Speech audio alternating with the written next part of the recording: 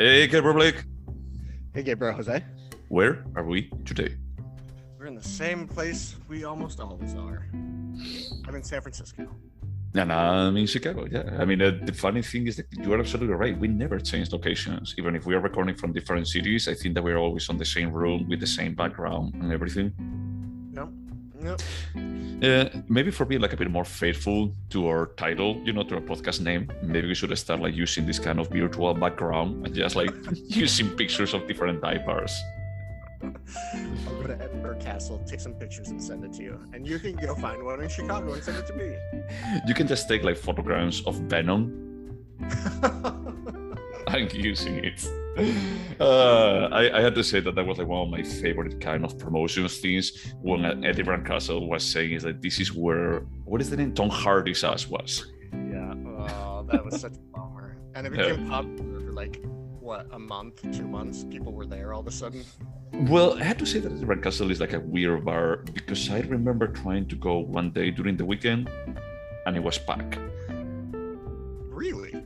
Yeah, I think that is like one of those like weird bars that is like during the weekend is more or less popular. That it has like a bleeding of people, from the Polk area. To be fair, we always went on a Wednesday, so... Yeah, Wednesday at 7, is like probably is not the most popular spot. So, right. But in any case, talking about like popularity, what did we watch this time? We watched the 2022 film Men. I like how contundent you are. Men. Well, I think Alex Garland was trying to be as incendiary as I was when I said men. It's clearly a derogatory term. In fact, he gave an interesting interview in the New York Times when he's like, it's so interesting that people are so offended by this title because people were upset with it. Why? I think it was like showing men overall to be bad. But let's not talk about that yet. Let's get into the... Yeah, so I think that this was my pick. Let me just triple check, but I think that was my pick. Yeah, it was my pick. So the reason why I picked it is because I have like a hate and almost hate relationship with Alex Garland. And I always had the feeling, we had discussed about him like multiple times. I always had the feeling that he may have like a good idea or good material on his hands. He is like visually like really interesting, but the execution is always a mess. It's always like, no. So for anyone who's not familiar with Alex Garland, he directed Ex Machina, Annihilation, and 8 episodes of the TV show Devs. Yep. But he's actually, like, he wrote Never Let Me Go. Well, obviously not the novel. He adapted the novel. He wrote one of the best sci-fi films of all time, Sunshine. Dude, that's right. I have forgotten about that. Yeah, it's 48 Days Later, and The Beach. So I think it's safe to say, besides The Beach, everything he touches is almost great. Let's say that almost is like a big, like window. It's like almost can be like 0.1% great, to 99% great. He's more on the lower scale, I think there is a bit more of a problem of execution, but, that's a bit more of a, I want him to be great. It's like people look up to him as, like one, besides Villeneuve, as one of the big hopes of sci-fi, a representative of sci-fi. And I was interested to see him directing something that is pure horror. That is like, like the A24 spectrum of now we're going to be like doing horror because the young audience is what they want. Because this is an A24 film. In all the aspects. I do think he's interesting. You didn't like Annihilation that much. I did. There's always major problems with his films, but overall it's interesting and it's outside of the mainstream a little bit. Yeah, I mean, Annihilation, we can talk about it. But in any case, I feel like, we really like gave like too much preface about the director, and we're going to be like talking a bit more about it later. So should you summarize the movie? Yes, we should. So the movie stars Jessie Buckley as a young woman named Harper. Jessie Buckley also starred in the Charlie Kaufman film, I'm thinking of Ending Things. So she has a distinctly creepy aspect about her just because of the films that I've seen her in. She is a Londonite, right? Yes, she lives in London. She has a beautiful apartment on the Thames. Good Lord, I can't even imagine how much.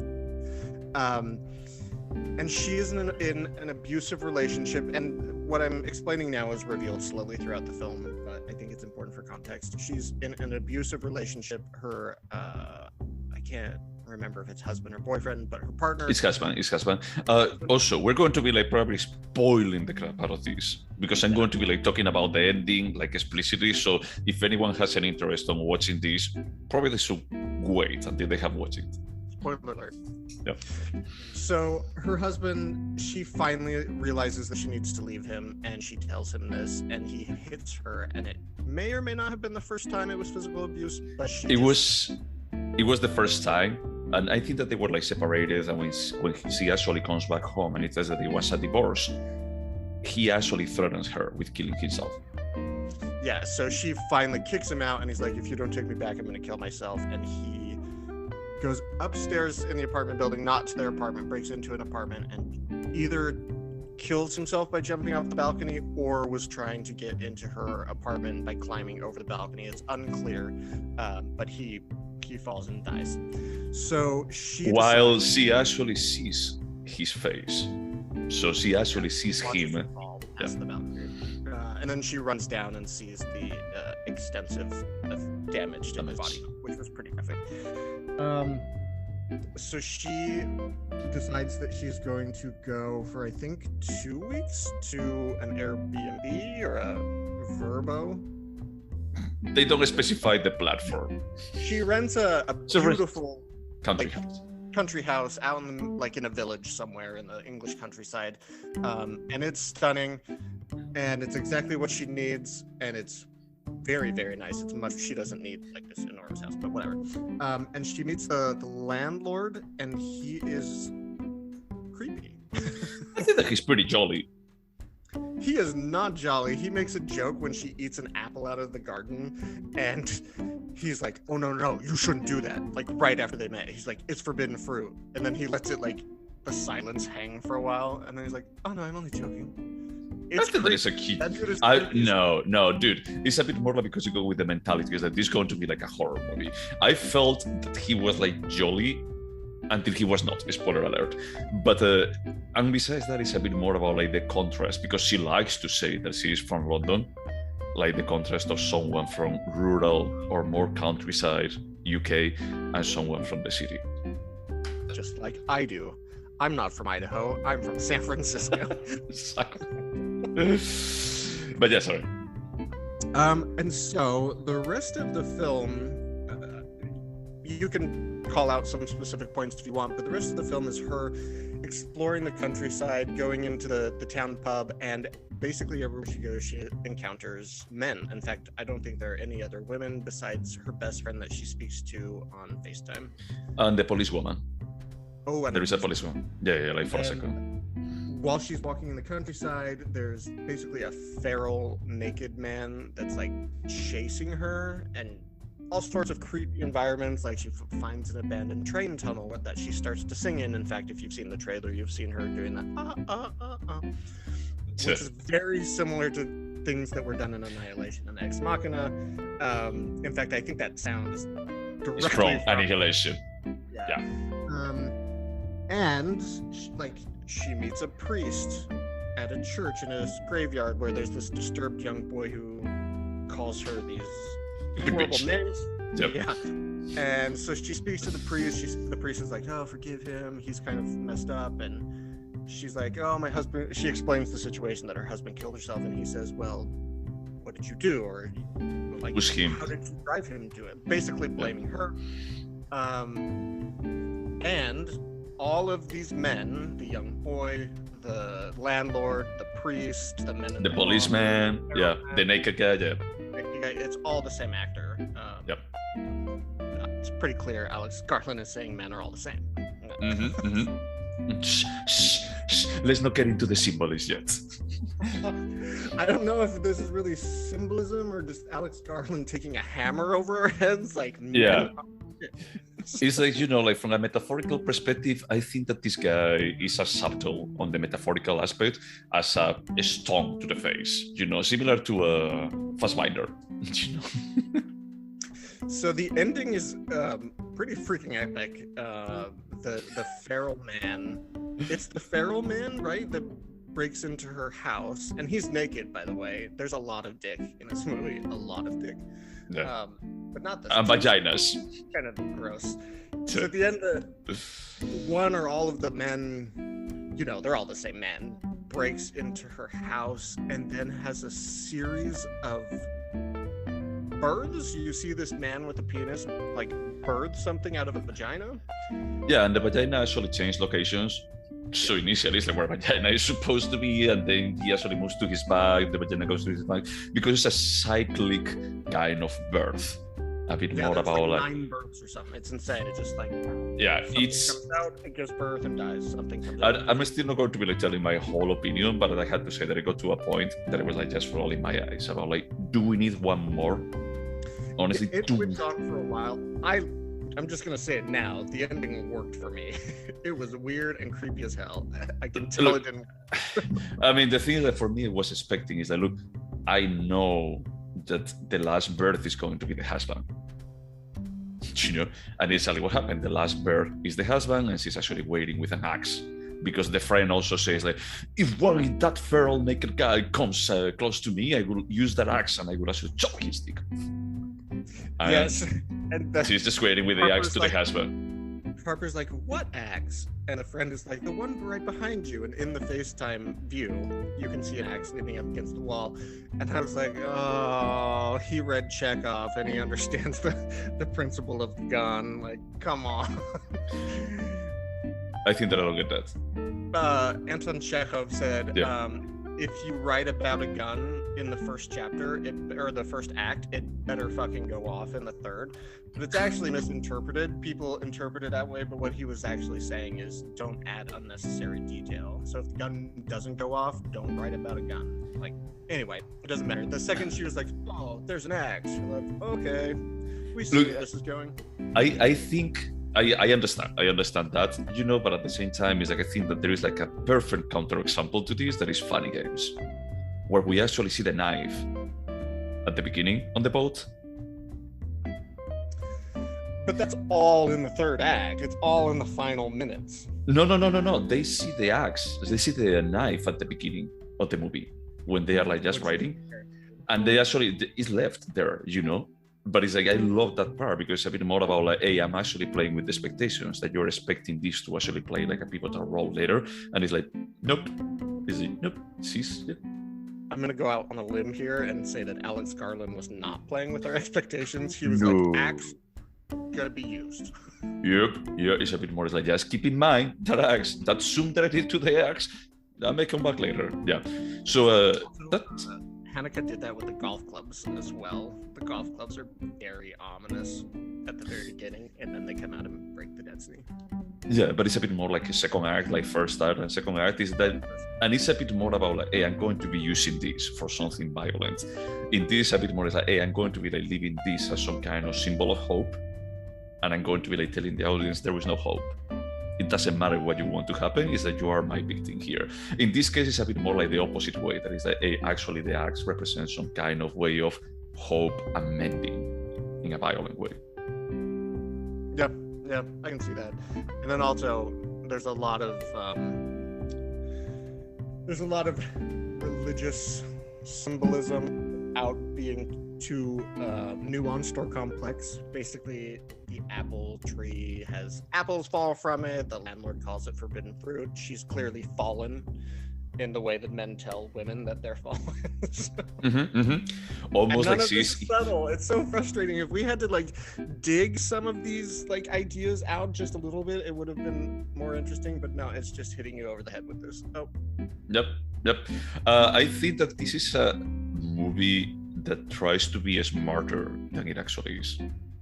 I would argue that all of his films and the ones he's written do, except for 20 Days Later, which struck a perfect chord for me, without that final act. Oh God, no, he's never done anything good. But the problem is like I think that he cannot resolve the stories. Annihilation has like some parts that they are absolutely amazing, but it's like overall the taste that I live, like the cinema with is like, what the heck? Just allow someone else to go over the script and add like more nuance and a bit more of elevation to it. But I mean, so the novels he chose to adapt, they also have problems, except Never Let Me Go, which is a very well-respected movie. Why couldn't he, very well-respected book. Why couldn't he just adapt that book? I don't know, man. So I'm going to tell you something. There were like a lot of laughs on the cinema while I was the movie, and I rolled my eyes. It started amazingly well. Yeah, he knows how to set up tension and like an underlying madness. And I think the woman Harper. Yeah. What is Jessie Buckley? Jessie Buckley is fantastic in this, and the man that plays all the men, he was amazing. Brilliant. And I think without those two, this would have felt like deflated even more so than it kind of did. It feels like kind of like riding a bike with one flat tire. Yeah. Well, I mean, you have to say that basically the whole movie is two actors. Because the friend could even be played by herself, by Harper, by Jessie Buckley, and that'll be fine. And you mentioned the police officers. Remind me, two came, and it was that same actor and a woman, right? Yeah, correct. Because the actor actually just looks back for a second, and then we actually see him in the bath, and then we see him like coming back again and harassing her like all the men in her life, because she also looks at the camera when she says that it's like, oh, back in London I used to be bullied, I'm used to that. Yeah, there's just there is no subtlety. No, there's nothing. There are some good aspects to this film. I felt entertained. It wasn't boring in the slightest. That's great, but I didn't check my watch, for instance. The first part, once again, I think like the built-in tension, when you don't know if it's going to be like a dream, if it's going to be reality, or what exactly is going on. I think that it was good. I think that like the scene on the tunnel, albeit I think that it's like physically impossible, and it doesn't make a tunnel. It doesn't make any sense having a tunnel of this length in the middle of a forest, but whatever. I think that it was like pretty well shot. Like how she's like playing, and you actually feel like, oh, how quaint, how whimsical, until you see like the guy from the other side like standing up and screams and start like just running towards her. I felt it's like, that's cool. It's like a good build-up tension, until she actually comes back to the home and they detain the guy.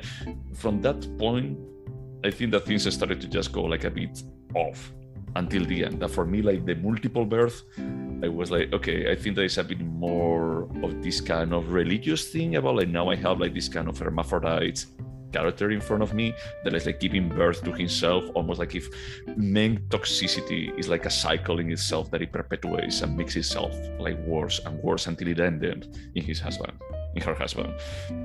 But would you call this? But sorry. Would you call this body horror? No, I don't think that it gets to body horror. Would you call Annihilation body horror? It's been so long since I've seen that film. I don't remember any body horror in them. But I think that there was like a bit of cosmic horror at the end of Annihilation, and there was like this girl that turns, and there was like even like people that they would like explode with the vegetation like coming from them. I don't know, you remember that they find like another one of the squadrons where her husband was, and it was like spreading a swimming pool against the wall or something crazy. Yeah, no, I guess Yeah, you're right. This isn't body horror as a genre. That final scene certainly is. Yeah, a bit closer, I guess, but I don't think that is like the point per se. You know, I don't think that is like a movie. Cronenberg would have done like something worse out of this. Cronenberg would want us to walk away with questions. Alex Garland just wants us to walk away with answers. He wants us to just like think how smart he was with that story. Like, oh my God, I feel like my life has changed after seeing this, because I feel like Ex Machina is similar about like, oh my God, now I'm going to be afraid of AI. What are we doing? In this case, it's like, oh my God, I'm a man. What am I doing? I'm so curious. So I did creep into your Times review, and I don't remember anything about it. But I want to see what this has on Rotten Tomatoes. Guess. I think that is 60 something or 70.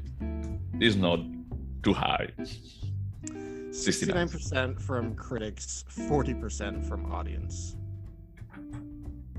So the critics' consensus is, if its narrative and thematic reach sometimes exceeds its grasp, magnetic performances from a stellar cast help men make the most of its horror provocations. Yeah, I mean, like I said, I was entertained. There's nothing subtle here. He does set up tension well, and that's all I have to say about it. That's it. So, quick question, because that's something that I went with my boyfriend to watch it, and we were like just like discussing at the end. Is like, Did you like it, by the way? I think that we were more or less on the same page, you know, about like meh.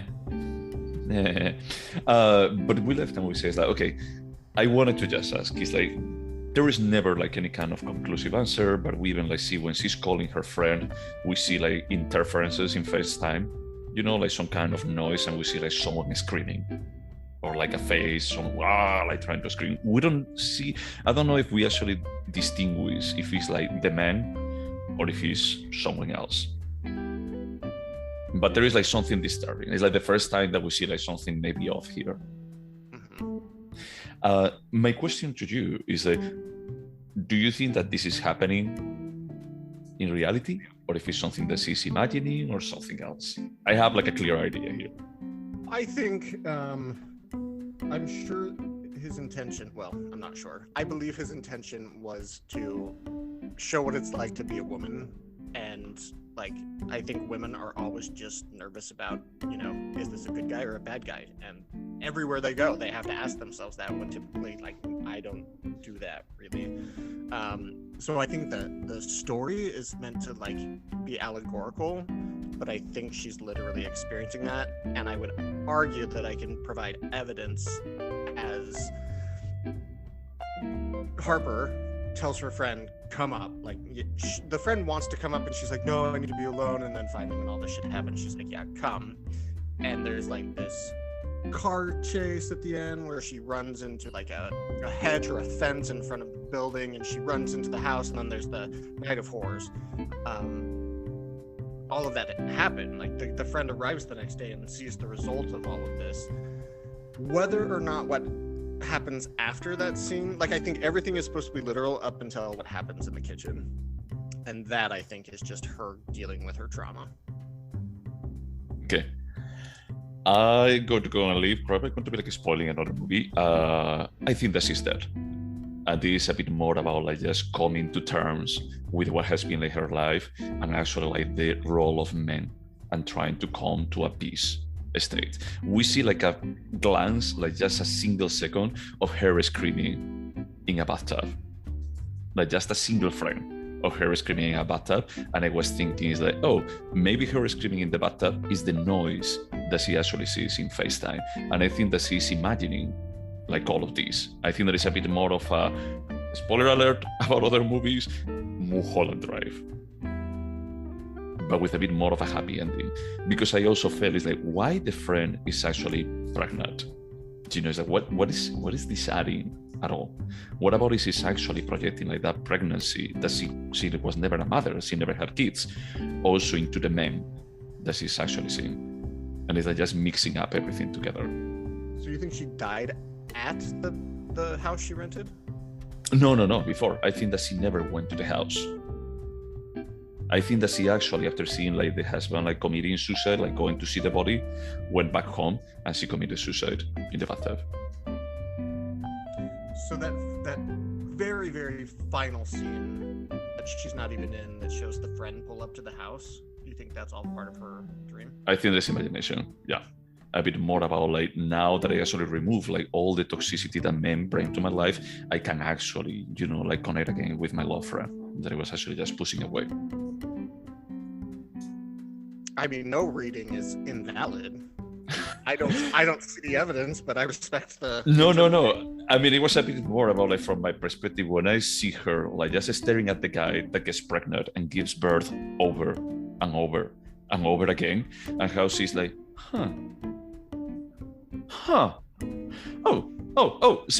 he's giving birth again.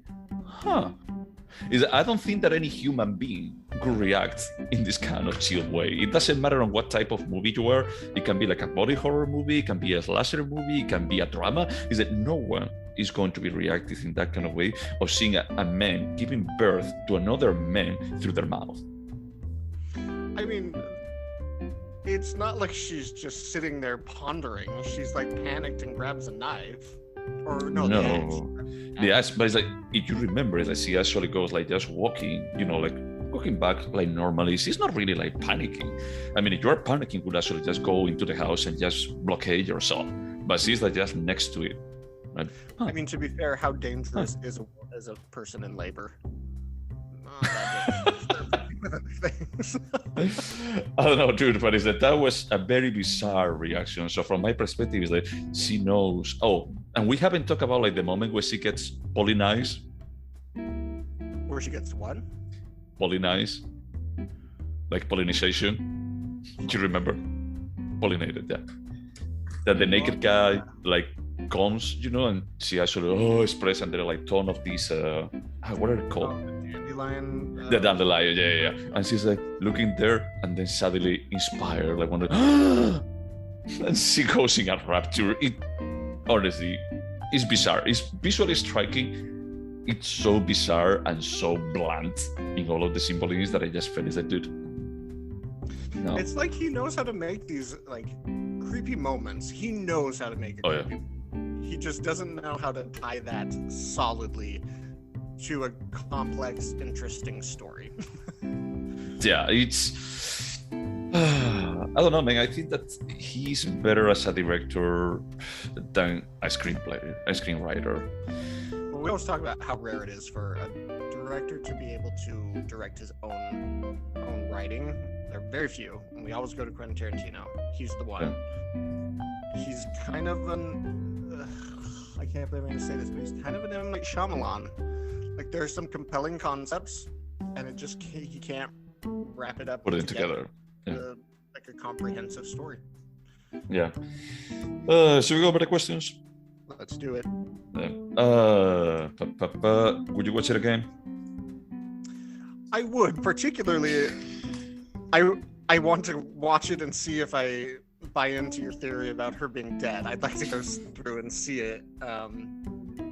Yeah, I would watch this again, and in fact, while I sound like I don't like this movie, it's also making me want to go back and rewatch Annihilation, which I also didn't like. No, you actually like Annihilation. Yeah. I mean, we discuss about it, and every single time that I tell you I don't like it, you tell me it's like the sing of the bear. And I say, that's amazing. Once again, visually striking. There are like some scenes that in isolation, they're amazing overall. Just like this. Is that you leave the cinema? I don't know. I mean, I left the cinema. I didn't leave peace, but I left in a... Dude, why? Why people still allow you to actually just like write your own scripts? Because you can direct. I mean, and the acting is amazing, but why? Also, it wasn't the last film. He did Annihilation and a film for like $1 million. Somebody saw that and was like, let's give him $30 million. I don't know what was the budget for this, you know, but Annihilation, the thing is, Ex Machina was like a very, very small film. You know, it was like an indie film, and it did like pretty well. It was an indie film? Yeah, I mean, that got a ton of attention, like, from the mainstream, even though I would argue it wasn't that mainstream. Also, Michael Fassbender's wife was in it, so I liked it. Oh, she was the android? Yeah, isn't she the android? She is, yeah. The main android. The new Tomb Raider. Oh, that's right. Yeah. Well, they could. They're an interesting couple. Yeah, and I think that elevated him like way farther than he should, like way faster than he should. And I still feel. And they're like, let's give him more. Yep. Yeah. And albeit I think that the books that Annihilation is based on, they are not that great. I still feel a bit pissed that they brought their rights. And they say, it's like, yeah, you know, we know that they're going to be like 3 books. We'll let out the first one, just complete the story and just move on. That, you know, if I was the author of the books, I would be like, what the heck? Is that you guys like pull? And they only made 1? Yeah, because the thing is, they published those books, if you remember, is that they published them. The guy, I think that he finished like writing the 3 books and they just released them like almost back to back. And it's just like, I also read like those 3 books, and it's one of the few like recent books that I read. And the first one is okay. The other 2 are like, oh my goodness. It's like, thank God that it didn't get adapted. But maybe with a good screenwriter, maybe they could have savaged this in a more interesting way. I don't know. When you talk about rights to the book, I always think of the Night Watch trilogy from Russia. It's a trilogy of books that are crazy popular in Russia. In Russia, they made the first 2 books into movies. I can't remember the name. It's like Night Watch is the first one, and then anyway. So then Sony was like, well, we're going to buy the rights to the 3rd book, and we're going to make it in English, and we'll release the Russian films here. Nobody went and saw the Russian films, so Sony's like, we're just not going to make the 3rd one, and Russia can't either. Yeah, it's a similar kind of situation. Is that they actually bought the rights. The movie, actually, the interesting thing with the movie is that they knew that it was going to be like tanking, and outside of the States, Netflix has the license. It didn't go to the cinema. Annihilation didn't? Annihilation didn't. Is that the only place where you could actually watch it in the cinema is in the States. Was in the States. I don't know if it was like Paramount or whoever, but I don't know if you remember that they actually got like several movies that they went to Netflix. Interesting. Yeah. There was like this one, I think they were like the same time. Well, maybe I'm going to be like getting my food in my mouth, but if you remember like the Cloverfield universe from J.J. Abrams, I think that they did like one in space, and that one went straight to Netflix, and it was garbage. Yeah. Well, every J.J. Abrams touch turns to garbage. I think that it starts as garbage, but they actually add like some lens flares, so you don't realize like right away. But no, I mean, I just think that Alex Garland is limited. Yeah, it surprised me to hear you say that people consider him like one of the hopes of modern sci-fi, because again, I'm just talking in circles. He is interesting, but I don't see any greatness coming. Yeah. Okay, so I wouldn't watch this again. I may watch it again if I'm high, because I think that it's a movie that is borderline. If you remove like the first 20-30 minutes, I think that it's borderline falling into the categories like it's so bad that it's good. Like Sunshine. Like Sunshine. Exactly that. But it's a similar case, you know. It starts like really well. I mean, I love like the first part, but it's like the 3rd act is what the fuck would you think? What is the point of this? I love how you said, I will not watch this again. I will watch it when I'm high. Well, I'm saying that it's like if you remove the first part, but it's like if I am high, like watching the first part, I'm going to be like, this is not enjoyable, you know. But the 2nd act and the 3rd act is like just laughing with friends, basically. Would you recommend it? I would not, but not because I think it's that bad. It's just insignificant. Like, if anyone came to me for a recommendation, this would never pop to the top of my head as something. No, I can think. Like Annihilation a million times before this. Yeah. No, you're absolutely right. If someone even were to ask me about like what Alex Garland movie would you recommend, I wouldn't recommend this. I would even like recommend Ex Machina before this. Albeit I think that is like also like a bit forgettable, you know. Would you remember it? Yeah. Yes. I obviously will forget some details, but overall, like, the concept, that actor playing all the men, the multiple hermaphrodite births, yes. I'm not sure. I think that I'm going to go with no. I think there is like a movie that I would remember if I see the trailer. You know, I would start like connecting some dots. But otherwise, if someone asks me, say, do you remember Men by Alex Garland 5 years in the future? Probably like, I think that I watched it, and I think that I didn't like it because I don't like most of the stuff that he does. But you love to hate him. I think that he doesn't even like deserve my love to hate. You know, it's not like hate to love him, to be honest. No, I mean, I honestly, when the movie was over, I was like just basically having like the Catholic approach and actually like just punishing myself about saying like, why do I do this to myself? Why do I keep watching his movies? Why do I give him like hope that he's going to be like improving? It's like he's not. Stay like whipping your back. Exactly. It's like it almost feels like some kind of penance for something that I did on this life or previous ones. It's like he is not going to improve. And after so many movies, you know, that he wrote the screenplay for and he directed, it's like, why? Why do I keep hope? I mean, undeniably, I am drawn to his work, whether I want to admit it or not, but like, I really like 28 Days Later, Sunshine, Never Let Me Go. I wanted it to be better, but I was drawn to it. Annihilation, Ex Machina, like, I've seen all of these, and I want to like them. And to be honest, early 20s Blake did like them. And it's fine. Honestly, I think that he's someone that I think that he could be great. But it's infuriating how off he is.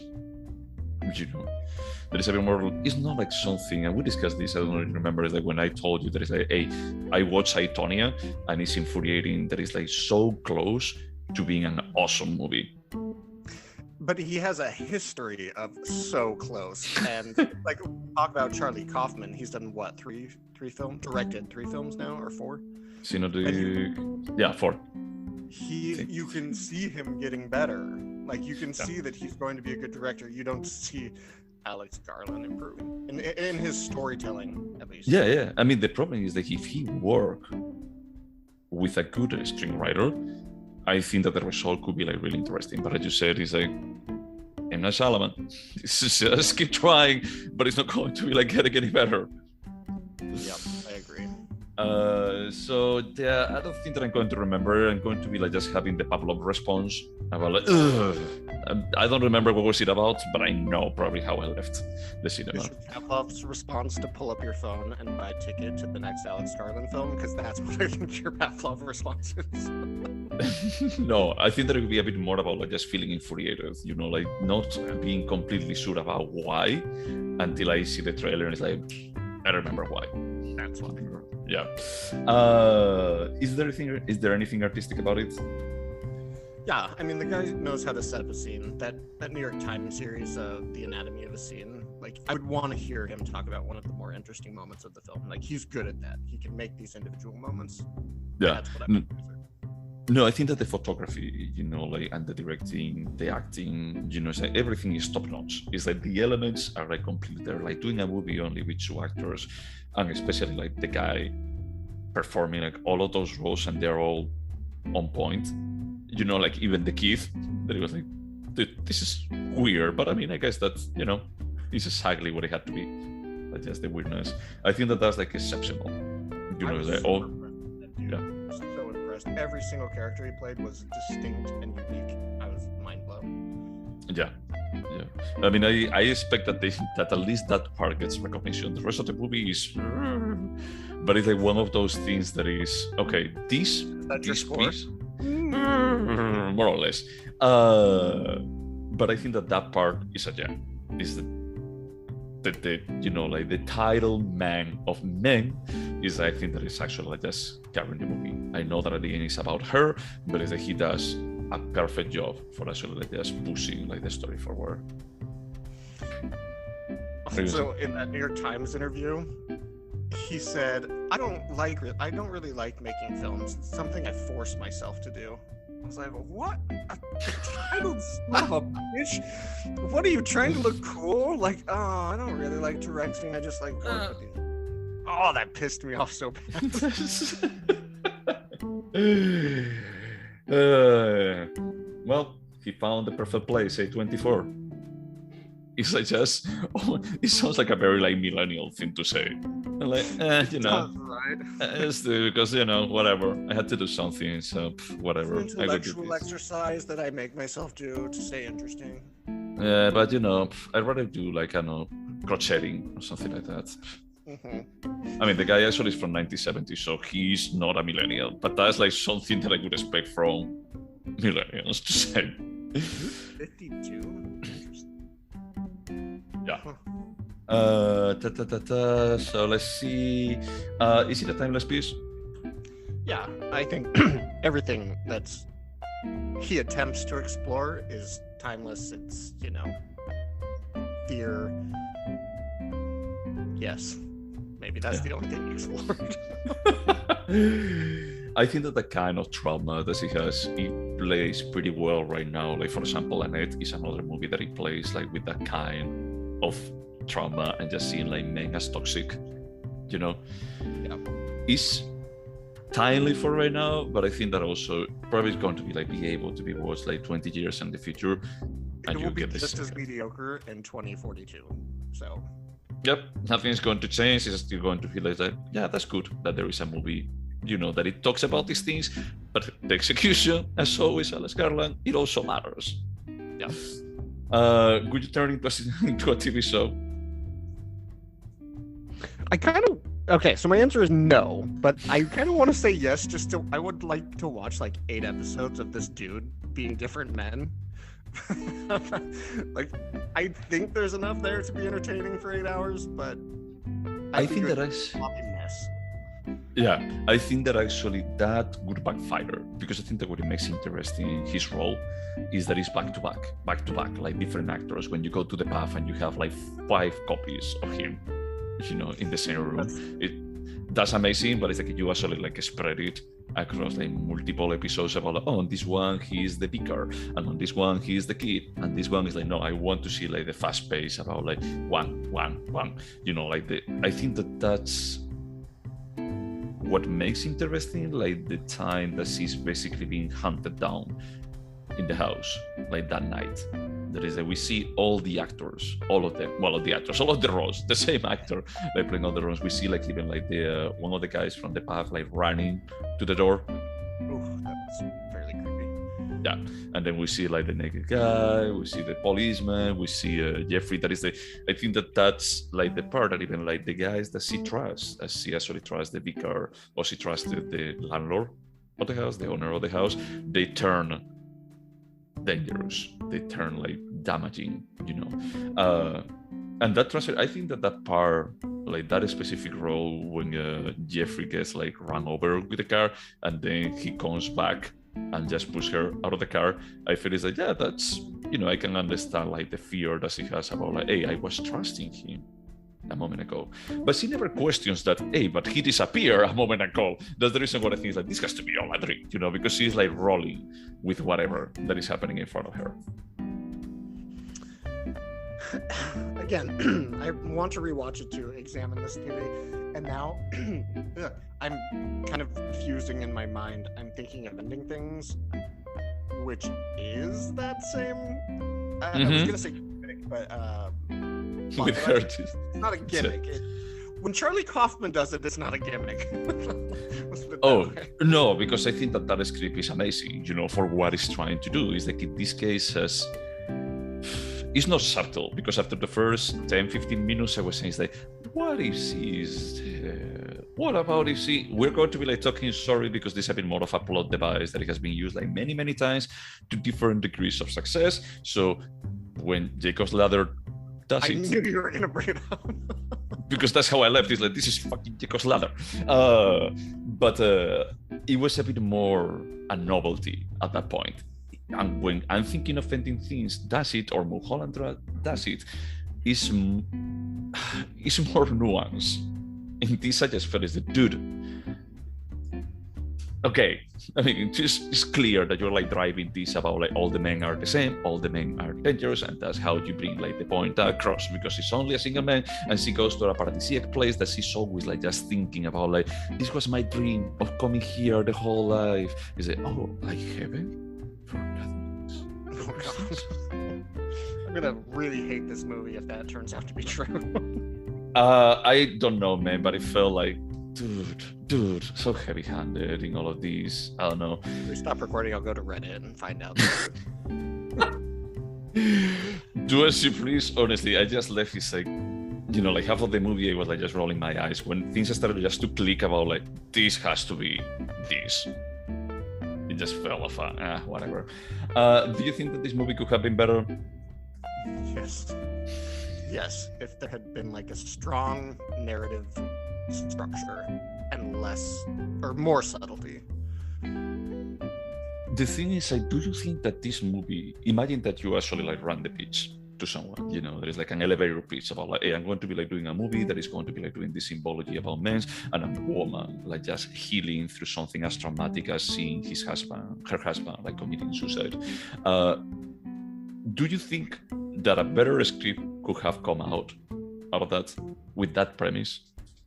I certainly do. Yes. Okay. Just making sure, because I also think yes, but at the same time I'm thinking about like, what would it change? Because it would have changed a lot. But honestly, think about like a director you love. My mind went to Haneke because that's all we ever talk about. But think about like if Haneke directed this. He would have never directed that. Right, I know. He's much better than this. But I'm just saying, if you think about a director that is like top-notch, nuanced, allows you to feel things. Malik. I never would have seen it if he directed it. Oh. Aronofsky. You see? If we had given the script to Aronofsky, it could have been brilliant. You're laughing. I'm being serious. Well, I was thinking about like, okay, what other movie can I think of that it tries to be like very symbolical, you know, and just hiding exactly what it is until like things fall into place. The only problem is that there is no any kind of doubt or anything, because the second time, even the trailer already tells you that they are all the same actors. So this has to be a dream, a nightmare, some kind of dying hallucination or whatever.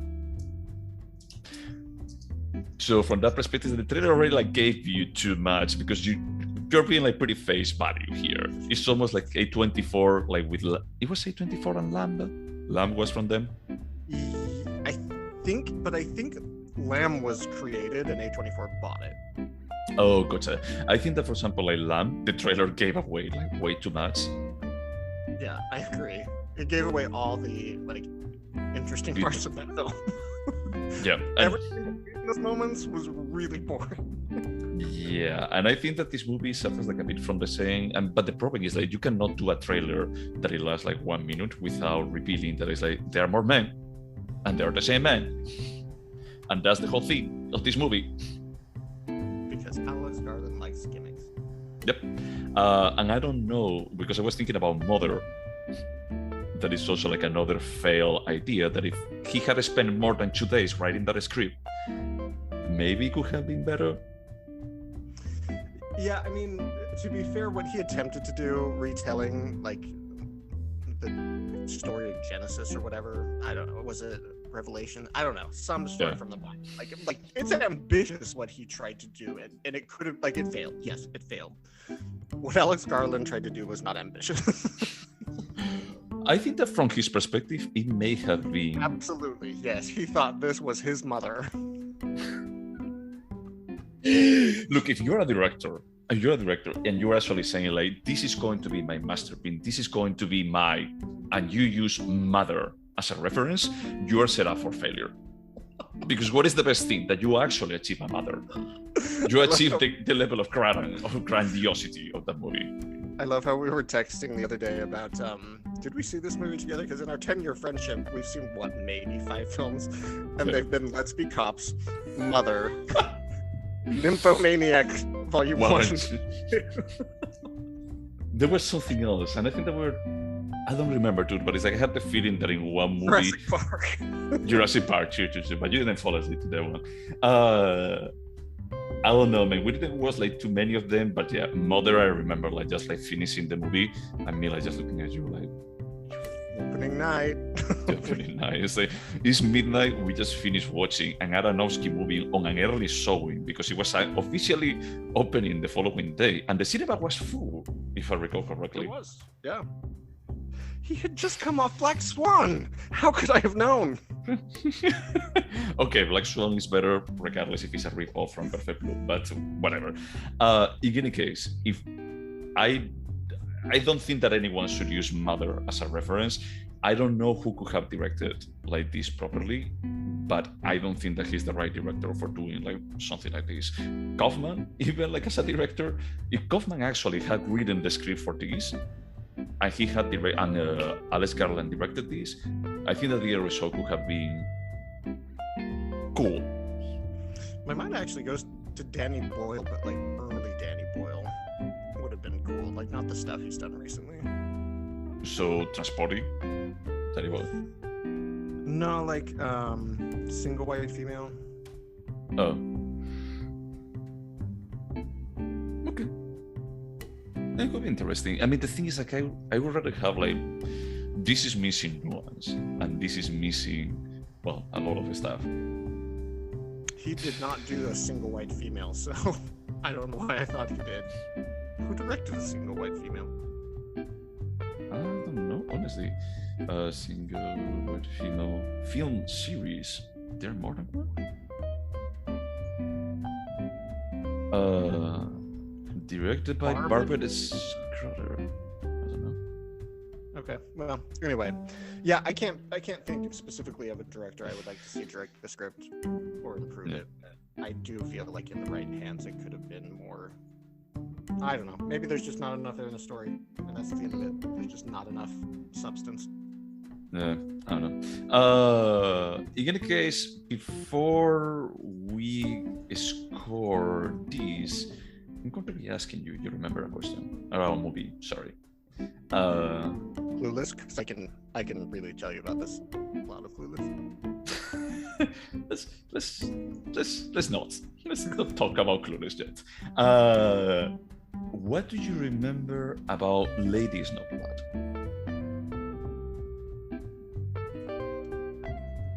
Literally nothing besides Quentin Tarantino was inspired by. Oh boy, was he? But okay. Seriously, I can't remember a single thing. Nothing at all? No. Okay. No, that's fair. I only remember that is the daughter of a woman that gives birth in prison, that she was actually raped by the guards, and she looks for vengeance, and she starts like hunting them down when she's like 20 years old or something, and they're like these beautiful scenes where she's like just basically fighting to the like you know, in a Tarantino movie, you know, and spreading like the blood on the snow. Kills Lucy Liu, right?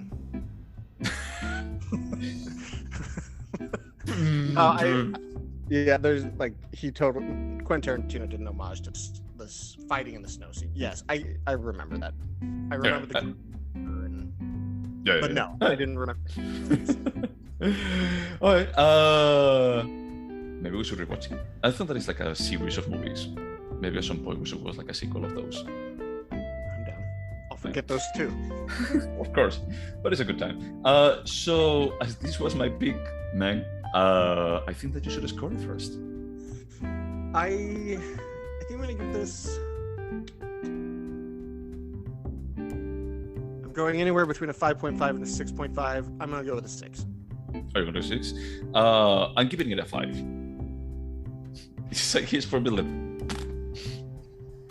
it's not terrible, but it's not. Let me ask you this: everything else playing at the theater you went to, this was probably one of the more interesting films. Well, I think that actually there was like a more interesting film that we may talk about the next time. Maybe. But let's not give it away.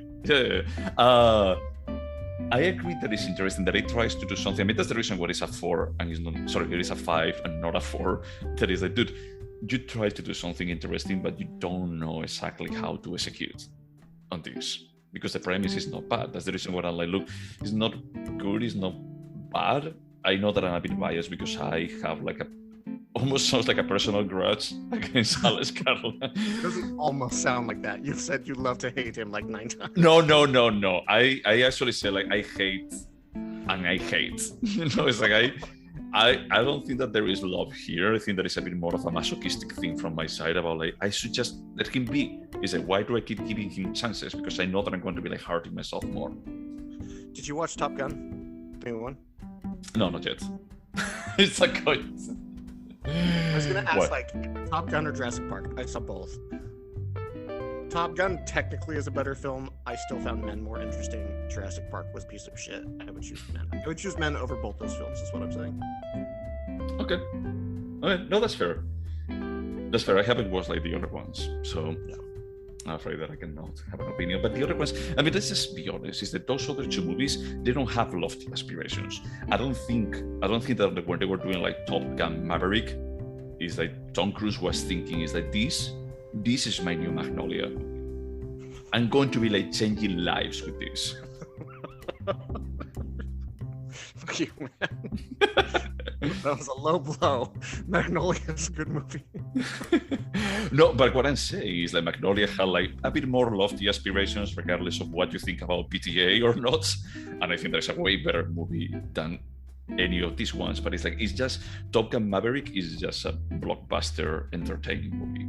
Yeah, so that just goes to my point is that, yeah, there are problems, but I'm still grateful that there are men type films next to Top Gun and Jurassic Park type films. Oh, yeah. Me too. I don't regret going to watch it, but if I have to score it, dude, I have to be honest.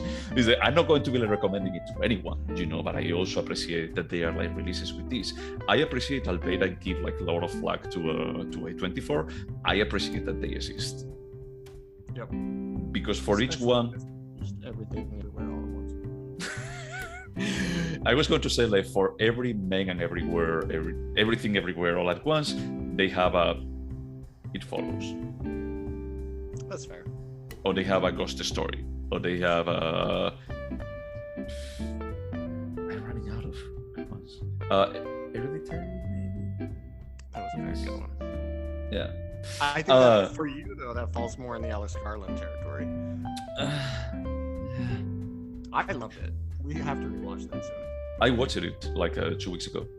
Oh, that's right. We saw so many movies while we were trying. Yeah. But yeah, overall, if anyone has listened to this without watching it, do something else with your life. You haven't missed anything. I didn't want to say it at the beginning, but is it the kind of movie that if it plays on the TV once again, if fun with friends and I want to have like a good laugh, I would say it's like, hey, let's watch the 15 first minutes, like completely serious as this like a provocative kind of setup, and then let's get drunk. I just wish you would use slow motion less. Oh, yeah. That's Polynesian is seeing use the slow motion. Is like, dude, no. And then the slow motion of the husband falling like we saw like 9 times. He did he loves to actually. There are like several scenes that he reuses like sequences that he shots over and over with the small variations, and he's like, look, this doesn't make it better. Yep, you're just repeating the same thing. Yeah. But yeah, so what are we watching next? We are going to watch a film from the most recent lineup at Cannes. David Cronenberg returned to his roots of body horror, full-blown genre body horror. And we're going to watch not his 1970s film, Crime of the Future, the 2022 film he made also called Crimes of the Future, starring Viggo Mortensen, Lea Seydoux, and Kristen Stewart. Yeah. Kristen Stewart was the one from Harry Potter. No, she was Twilight. Oh, that's right. Yeah. But I remember those. She's in really good movies now. She was in really good shit. That one she did with Juliette Binoche, Snakes of the... whatever. Anyway. Okay. She's in good stuff that we remember. But yeah, looking forward because we mentioned body horror, and we mentioned we asked if Men was more interesting than other stuff that was on the cinema. that's Crimes of the Future. So we'll find out next week. Okay, and it's better than Cronenberg. Certainly. And to everyone else that is listening to us, thank you so much for putting up with us. Anything else? And according to the Biden administration, you don't have to wash your hands or test it or do anything anymore. So yeah, just touch your eyes. Just like rub your eyes every day. Yep. Bye.